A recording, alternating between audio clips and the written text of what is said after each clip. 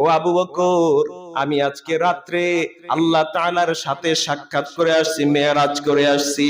আল্লাহ পাক রব্বুল আলামিনের বান্দা হযরতে আবু বকর সিদ্দিক রাদিয়াল্লাহু তাআলা আনহু ডাক দিয়ে বলেন, সাদাকতা ইয়া রাসূলুল্লাহ। আল্লাহু আকবার। সাদাকতা ইয়া রাসূলুল্লাহ, পয়গম্বর আপনি সত্যই বলছেন। আপনি কি সত্যই বলছেন? আবু বকরকে নবী ডাক দিয়ে বলে, ও আবু বকর, এত বড় একটা অলৌকিক ঘটনা ঘটায় আসলাম, তুমি একটু প্রশ্ন করলা না? কিভাবে গেলাম, কখন আসলাম, আবার নামাজ পড়াইলাম, এত সময় কিভাবে পার করলাম, একটু প্রশ্ন তো করলা না?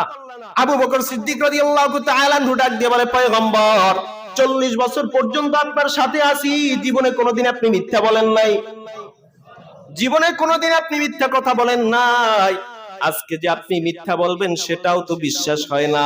আমার কোনো প্রশ্ন করার দরকার নাই, পয়গম্বর আপনি যা বলছেন সেটাই সত্য, আমি সেটাই মেনে নিলাম। আল্লাহর নবী ডাক দিয়া বলেন, আবু বকর, তুমি এতদিন ছিলা শুধু আবু বকর, আজকে থেকে তোমার নামের শেষে আমি সিদ্দিক উপাধি লাগায় দিলাম। ওখান থেকে আবু বকর সিদ্দিক রাদিয়াল্লাহু তাআলা হয়ে গেলেন, সিদ্দিক উপাধি ওখান থেকে পাইলেন।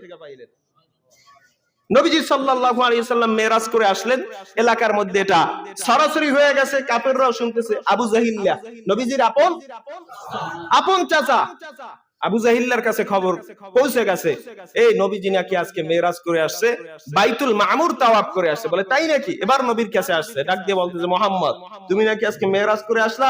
বলে, হ্যাঁ, আজকে তো মেরাজ করে আসলাম, বাইতুল মামুর তাওয়াফ করে আসলাম, ওখানে নামাজ পড়াইলাম। বলে, তাই নাকি? বলে, হ্যাঁ। বলে, তাহলে বলো তো বাইতুল মামুরের কয়টা জানালা, কয়টা দরওয়াজা, কয়টা সিঁড়ি, এটা বলো। নাউজুবিল্লাহ বললেন না?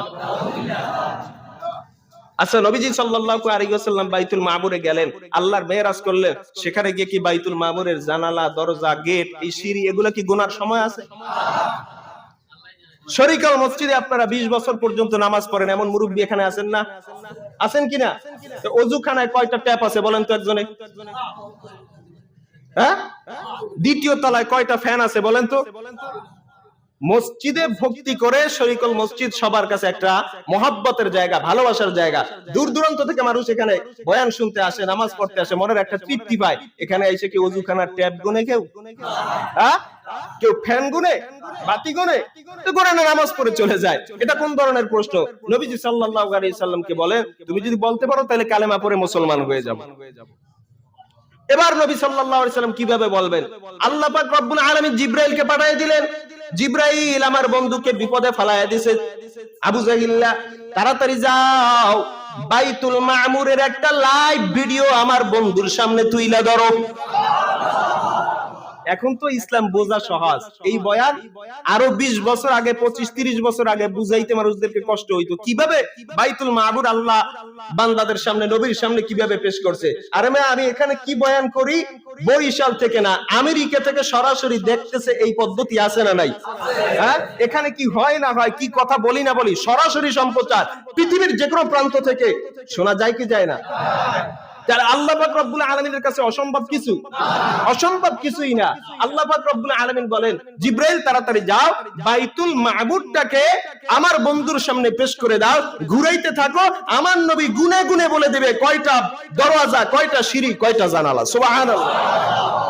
এখন একটা প্রশ্ন অনেকের অন্তরে আসতে পারে, তাহলে আবু জাহিল্লা জানলো কিভাবে কয়টা দরওয়াজা, কয়টা সিঁড়ি, কয়টা জানালা? একটা প্রশ্ন আছে না?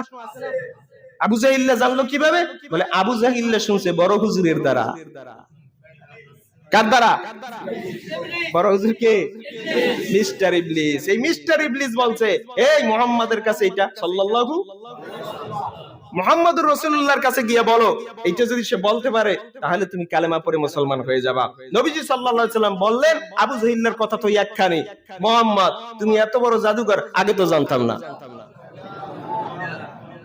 এর উত্তর তো সহজ, তুমি এত বড় জাদুকর, আগে তো জানতাম না। কালেমা পড়ে মুসলমান হয়তো নাই, হয় নাই। আচ্ছা, আবু জাহেলকে কালেমা গ্রহণ করার জন্য, আবু লাহাবকে কালেমা গ্রহণ করানোর জন্য নবীর চেষ্টা, মেহনত, বয়ান, তাশকিল কম হয়েছিল?